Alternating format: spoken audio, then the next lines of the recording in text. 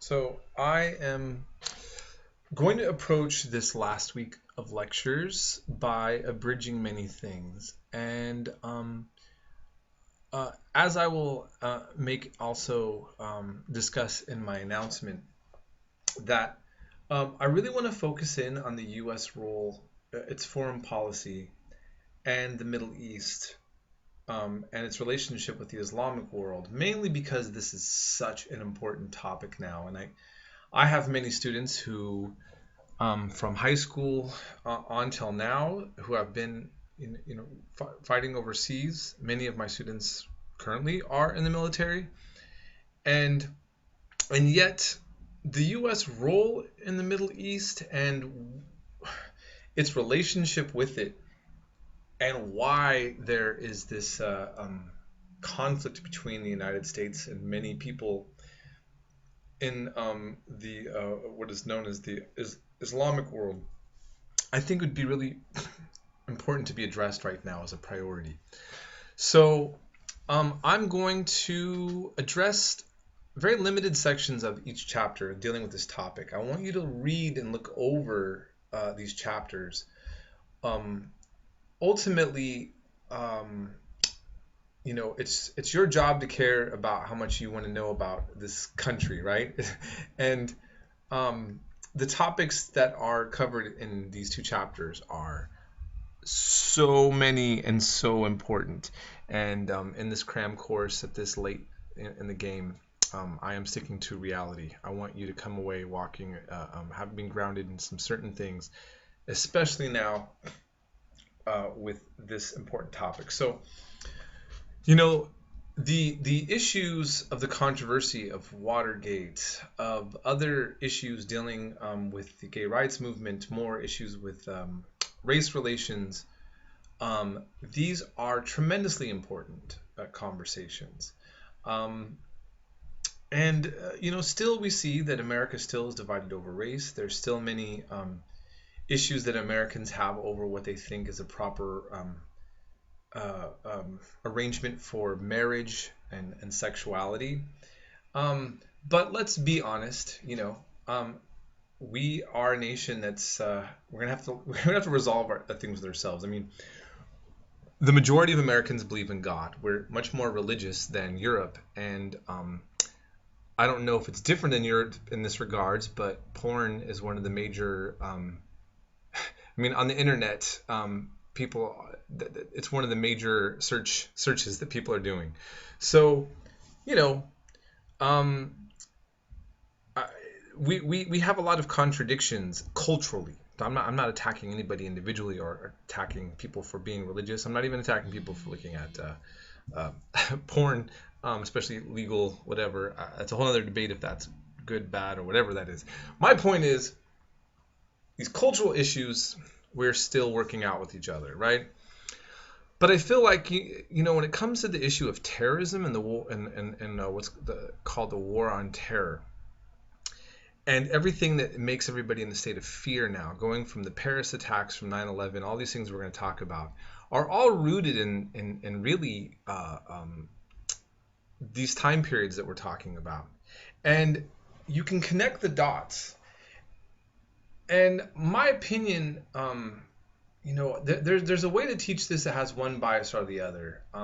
I think instead of worrying so much about whether or not I'm forcing a particular bias on you, what I am going to crack open is a certain amount of perspective on this topic that you're not going to hear a lot of other places. One, this is my specialty. I do know modern Middle East history relatively well. That was my focus at UC Santa Cruz, Asian and Islamic world, and a lot of U.S. foreign policy.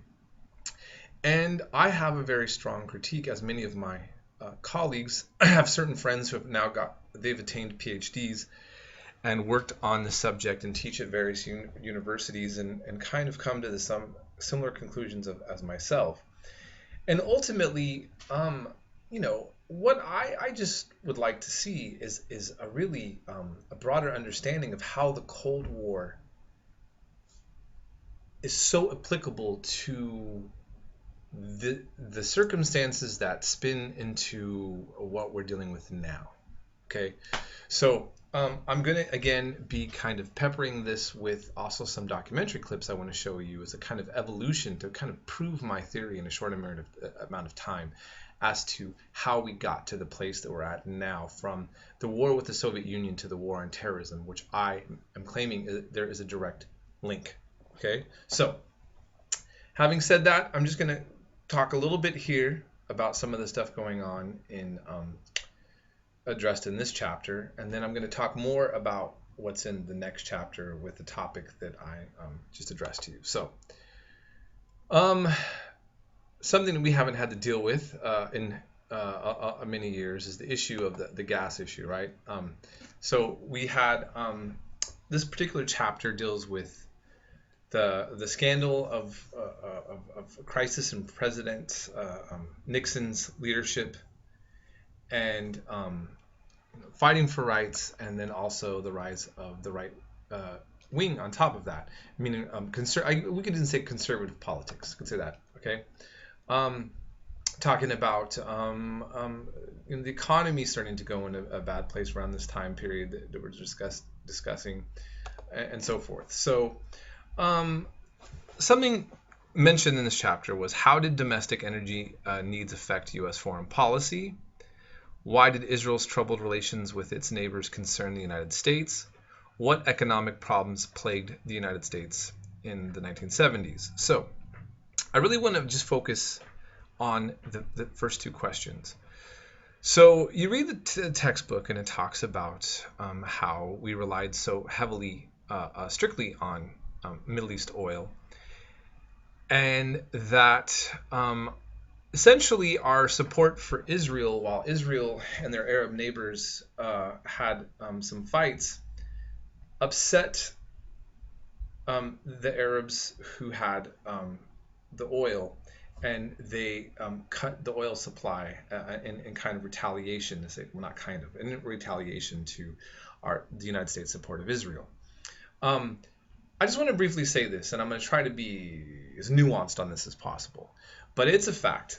Israel is the number one ally of the United States government. And really, since 1968 in particular, the U.S. has really took on being ultra super pro-Israel. And there, to a point that of course, some people get conspiratorial in their theories about this, even mixed with racism, towards Jews. But it's a little more complicated than that as well. So just to give you to say this, Palestine, just really briefly to kind of give you the idea of the Israel-Palestine conflict. All that region since about the 2nd century was called the land was not Judea and Samaria anymore. The Romans had two wars with the Jews, the 70, and around several, almost 100 years later, they fought a would-be Messiah called Bar Kokhba, who led a major revolt against the Romans. That was after the destruction of the temple in 70 CE. And they came in and they renamed the place, the Romans did, Syriana Palestina. And essentially over the centuries, it became known as Palestine. And then Christians conquered the Holy Land, and then eventually Muslims conquered the Holy Land. And so eventually Palestine was going to be an Arab majority Arab Muslims, second largest majority Arab Christians, mainly from Greek Orthodox and Roman Catholic branches, with some Armenians and other groups, and another small group called Druze, that's just side note, and then another group called Samaritans, as in the Good Samaritan story, but also a population of religious Jews always staying in the region. By the early 20th century, Jews were less than 20%, more like around 15%, something like that, around there. And that's according to an Israeli historian, Avi Schleim's book, In the Land of Palestine. They were a minority. Now, what ends up happening? Modern Middle East, World War I, right? The Ottoman Empire dominated the Middle East. They took the wrong side on the axis. They fell apart, and the French and the British carve up the Middle East based on their interests and create their own countries. And Palestine was occupied by the British, who then were trying to decide, what to do with the country now that they occupied it. And Jews were coming in from Europe wanting to make that their own state, as they had been since the 19th century only. Okay, and this modern political movement called Zionism. Essentially, Jewish nationalists that were fighting to make Palestine their own homeland was clashing more and more with the Arabs that wanted to make it their own homeland. And this was one of the many problems of clashing nationalisms that was taking place in the Middle East during this time. Fast forward 1948, there's a big battle between the Arabs and the Jews there, and many of the Arab states are newly formed by European, basically the British and the French, and the Arabs lose tremendously, and 500,000 Palestinians are expelled from the land of Palestine, and Israel is created, and a major refugee crisis with the Palestinians. There is a book by an Israeli historian named Tom Segev, and it's called 1949, The First Israeli. So this is a relatively new conflict, okay?